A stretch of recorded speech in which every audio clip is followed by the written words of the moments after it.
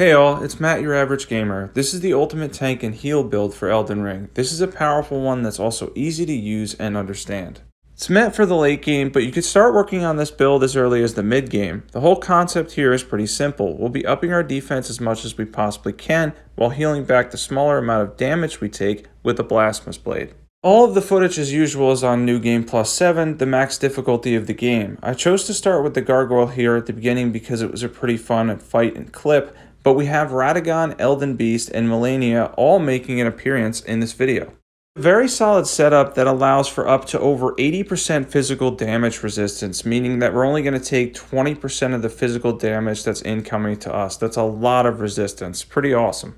On another note, a quick mention to the VPN I've been using lately, ExpressVPN. Keep your browsing safe with the best VPN out there. I have a discount link in the description below. Feel free to check it out after the video as it helps both you and the channel out as well. By the way, on a quick note also, I am sick currently. I've been sick all week. I lost my voice, but it's finally coming back. That's why I was able to get this video out and decided to record this. But if I sound a little bit different or low key, yeah, I was sick this week, some kind of virus or whatnot. But anyways, finally getting my voice back, thankfully feeling a little bit better. And I gotta say, this was different for me doing a tank build, and it was a lot of fun.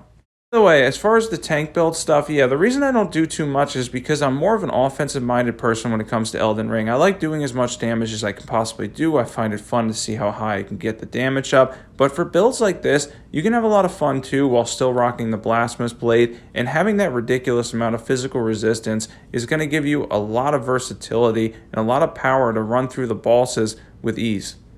Our opening clip, we're able to take a good amount of damage from the gargoyle, and Kaled, who's relatively tough. He does hit hard, at least from a physical standpoint, and we were able to take him down also with the Blasphemous Blade while healing back HP for any damage that we took. First up here, we'll be going over where to get everything to set up this tanky build. You'll need to do 2 of the assassination requests in Volcano Manor and start Patch's questline at Mirkwater Cave to get the Bullgoat set.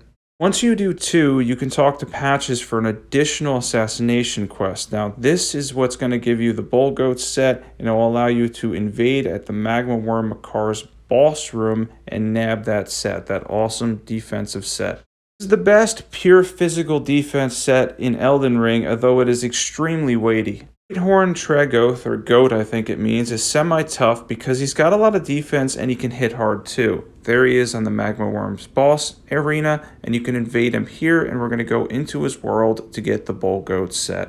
You can actually bait his slow attacks if you're using something different. I ended up using Mogwin's Sacred Spear here, which took him out fairly quick, but you can bait his attacks because of the fact that he's so slow, and it can turn it into an easier fight. Once you're able to take down the big guy, it's going to end up bringing you back to your own world where you're going to obtain the Bullgoat set, and this really is a phenomenal defensive set. Again, it weighs a ton, but we're going to fix that. We're going to end up with stats that allow you to use that, the Blasphemous Blade, get decent damage while having a ton of physical resistance. Don't worry, I'm going to show it on the map again as we go back to our world after we defeat him. He's only going to end up being one more hit here. Mogwin's Sacred Spear is always good to take down NPC invaders and such, or even when you're invading, because it does so much damage and it has a lot of range too, and it builds up bleed and fire damage quickly.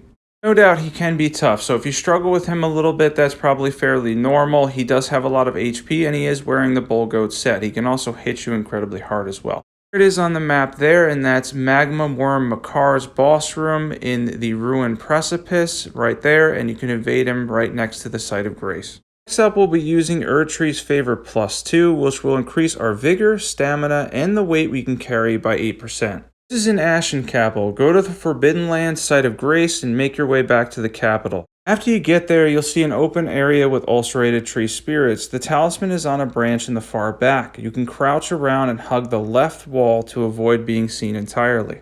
Also going to need the Ritual Shield Talisman, which you can receive at the Coliseum in the capital. This will be sitting there in front of it directly and will increase your defense at max HP. This is a solid and useful talisman. Going for a defensive build because that first hit that you're going to take when you're using the Ritual Shield Talisman, it's going to prevent a lot of the damage from you, because when you're at full HP, as I mentioned, you're going to get even more defense. Also going to need the Dragoncrest Greatshield Talisman, and after 19 journeys on this character of using the +2, I finally picked it up. So here we are in the Erdtree in the room above Malenia, You have to drop down from the roof to get this item in the chest above. Be careful as the pest threads in here can chew through your HP extremely quickly. There it is in the Erdtree, and that gets you the Dragoncrest Greatshield Talisman. Heart of Alexander is our last talisman, which you'll need to do Alexander's questline to get. For the first time in a long time, we are going to be using a great rune. Morgott's is the most fitting, giving up to 25% more HP and allowing us to have an insanely large HP bar. Radagon's is a solid second option, especially earlier on in the game. Now for Radagon and Elden Beast, who are admittedly tanky on New Game Plus 7. We're not going here for damage, but we've got a ton of survivability. The Blasphemous Blade will still easily beat Radagon though with his 0 fire resistance, and the fight should be on the shorter side. Using Blessing's Boon for some added HP gain and Golden Vow for a damage and defense boost. We also can either use Black Flame's protection or Flame Grant Me Strength depending on if we want more physical defense or some attack power. For Radagon we'll opt for the latter, as we can easily take him down quickly with more fire damage. Elden Beast, a lot of his attacks are going to be holy damage, so you're not going to have to worry about too many physical hits as far as Radagon goes. You're going to be able to tank those anyway. Don't worry too much about the holy damage because we'll have around 50% resistance or so, and you can take him out very quickly with the fire damage, the Blasphemous Blade, Taker's Flame, and continue to regenerate HP. Elden Beast is another story. My early recommendation here is go for the posture breaks using charged attacks and save some of your FP for later on in the fight in case you need to heal more. Elden Beast will often run away, but you can prevent some of that and speed it up if you manage to get 1 or 2 posture breaks in the fight, as he has a long animation and you can punish him with some attacks and still manage to get the critical hit in. He does the rings though. I'm going to show on screen what I was talking about, where you can get that posture break, and then after he gets that critical break you can actually continue to punish him. Elden Beast has a very long animation and you'll continue to be able to hit him and then last minute get the critical hit in, and then you can get a lot of damage on him, chew through his HP even without a ton of faith in being a tankier build. And as you can see here on screen, we're beating him up a little bit. And after this, by the way, you can continue to hit him after you do the critical break too. He's not invulnerable as he recovers, and he's going to go into his first ring here. This will allow you to use Blessing's Boon and Golden Vow again to give you more HP, defense, and a little bit more attack power. These are more priority to rebuff if you have time than Flame Grant Me Strength, because it doesn't last long, and by the time you catch up to Elden Beast, it'll probably wear off. Black Flame's protection is only for physical damage, and Elden Beast won't be doing too much of that. If you have Lord's Divine Fortification though, that can largely mitigate a lot of the holy damage in this fight. I'd forgotten to use it here, but it would certainly make you more tankier for this fight and give you around 60 to 70% holy resistance in total, as we're running currently 50% or so without it. Going for a posture break, and you may very well get one around the time of Elden Stars, as I ended up getting one right around then for this fight, and if it happens and you manage to break him before he's able to use Elden Stars, you can make the remainder of the Elden Beast fight relatively trivial. It's actually really important, and if you manage to pull this off, it really is going to make your life a lot easier. If you get that break at the right moment in the right time, and he did the fire here to make my life a little bit easier, as I was able to hit him with charged attacks from behind. But as he's attempting to do Elden Stars, go for that break, and because it's a long animation, you might be able to get that posture break, and then boom, no Elden Stars, Elden Beast takes damage, and then as I mentioned, you can continue to damage him afterwards, and the end of the fight gets all the more easier. Once he's broken, by the way, afterwards, again, keep doing damage, keep applying the pressure, and then the last threat that you have really is those 3 rings when he goes up a second time. And when he goes up a second time, feel free to rebuff Golden Vow, Blessing's Boon, whatever you want to use at that point, and then you're going to have to run through the rings, and then the final set of his moves isn't too bad. Technically, he can do Elden Stars a second time, but if you're quick enough, you can all but guarantee he won't attempt to use it again on you. At this point, use Taker's Flames with the remaining FP you have in combination with charged attacks when you find the windows. Elden Beast will go down easily, as we're not taking a lot of damage from his attacks and we've got a ton of HP. And at the end here, just avoid everything you can, stay under him, stay close to him. With any luck, you'll get a lot more of his physical attacks. If you get hit with them, it's not going to one-shot you or anything with this type of build. And as far as the holy attacks goes, he usually does them at the range at this point, at least further away. So see if you can bait some of his physical attacks, his slams and such, and then continue to use Taker's Flames in combination with charge attacks to take Elden Beast down. By the way, I want to mention real quick, if you're not subbed to this channel and you've been watching my videos lately, or if you're new to Elden Ring in general, if you're really enjoying the game, definitely be sure to sub. You're not going to want to miss out on content on this channel. We've been doing builds like crazy. We're also going to be doing upcoming lore, some more guides, and maybe even a little bit of PvP as well. It's going to be a lot of fun. Elden Beast does not manage to get one of his more annoying attacks off at the end here. He ends up going down, and that is a good way to deal with him if you're a tank build. We were still able to dish out enough damage in general to take him down while also being able to tank damage too. Here at the end, I'll show the journey I'd be heading into, which would be 20, but we won't be starting a new journey for this video, and we still have Malenia to go.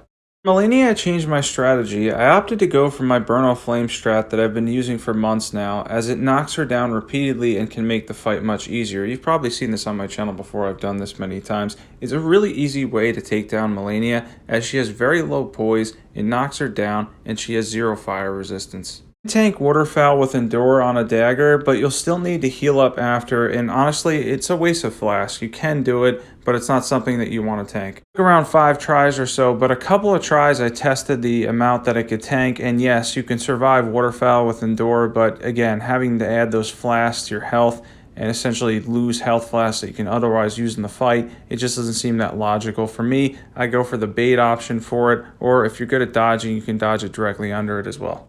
We did change a few things for this specific fight, as we kept Dragoncrest and Erdtree's favorite +2, but we are now using the Godfrey icon, which will charge Burnout Flame, and the Fire Scorpion charm to help speed up the fight a bit. As I mentioned, baiting Waterfowl, you can do that with the Blasphemous Blade once she's at under 75% HP, that threshold, which can make life a lot easier, only dodging or tanking the last hit. Malenia can be tough on New Game +7 as she hits hard and has somewhere in the realm of 26,000 HP, but Burnout Flame can consistently knock her down because of that low and minimal poise. Just keep at it consistently and you'll phase her rather quickly.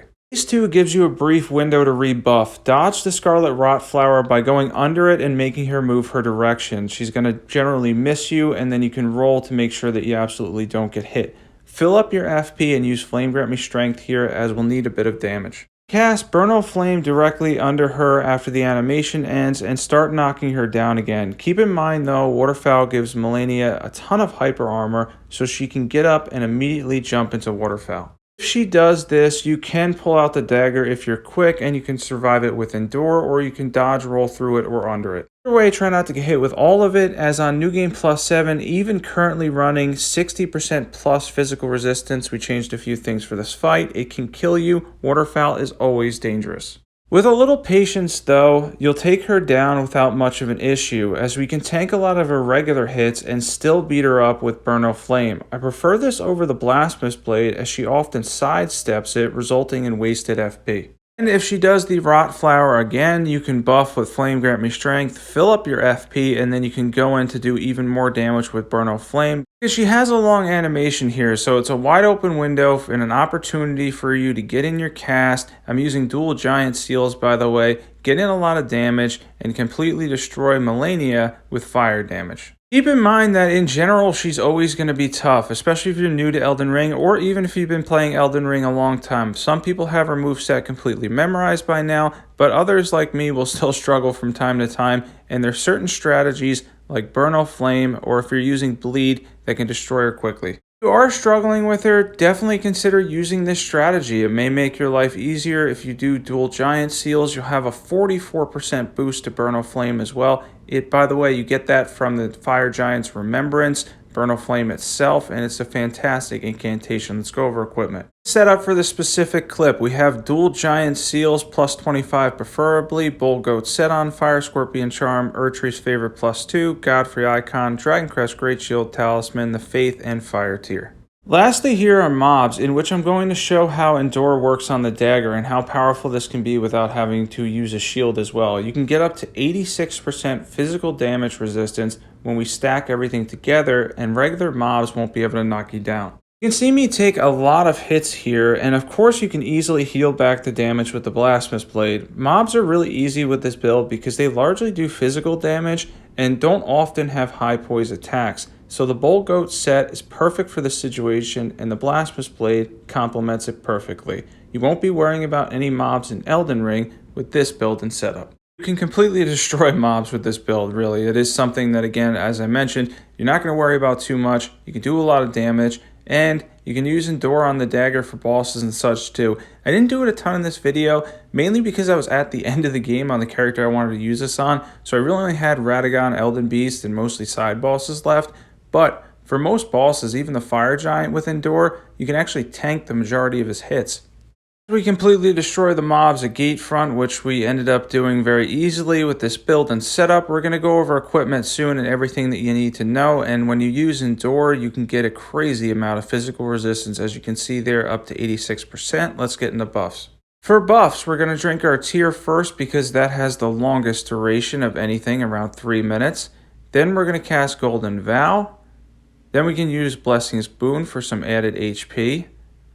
Then we're going to use Black Flame's Protection or Flame Grant Me Strength. They don't stack. Then fill up your FP, and you can use the Blasphemous Blade. Let's get new equipment. We have the Blasphemous Blade plus 10. We have Endure on a regular dagger. Doesn't need to be upgraded. A Weightless Seal. We have the full Bullgoat set on. Shard of Alexander. Erdtree's Favorite plus 2. Ritual Shield Talisman. Dragoncrest Greatshield Talisman. Then we have the fire tier and the defense tier to stack on even more defense, give us a little bit of damage with the Blasphemous Blade. Let's get into stats. For stats, we are largely invested in Vigor Endurance. That's our main thing here. We only have a little bit of faith in the 35 that we have, and then we can single-hand the Blasphemous Blade with 23 Strength. This isn't a high offense build. This is purely stacking defense and being able to take a lot of hits and make the game easier by healing back any damage that you're missing with the Blasphemous Blade. And making life a little easier with a build like this because we're so tanky and we can heal so much. I hope you guys enjoyed this video, as it was a fun one to make. So I've been sick this week. It was a little rough getting through the video, but my voice came back a little bit today and I was happy about that. This is another good build for versatility as far as the game goes. I rarely do tank builds, so this was a bit different for me as well. It was cool to take a lot of hits on New Game Plus 7 and to be able to survive them. Down on the Discord, definitely be sure to join that. It's in the description below. If you're not subbed and you love overpowered PvE builds, be sure to check out all the awesome builds that are on my channel. Thanks for watching, and as always, I will catch you guys there.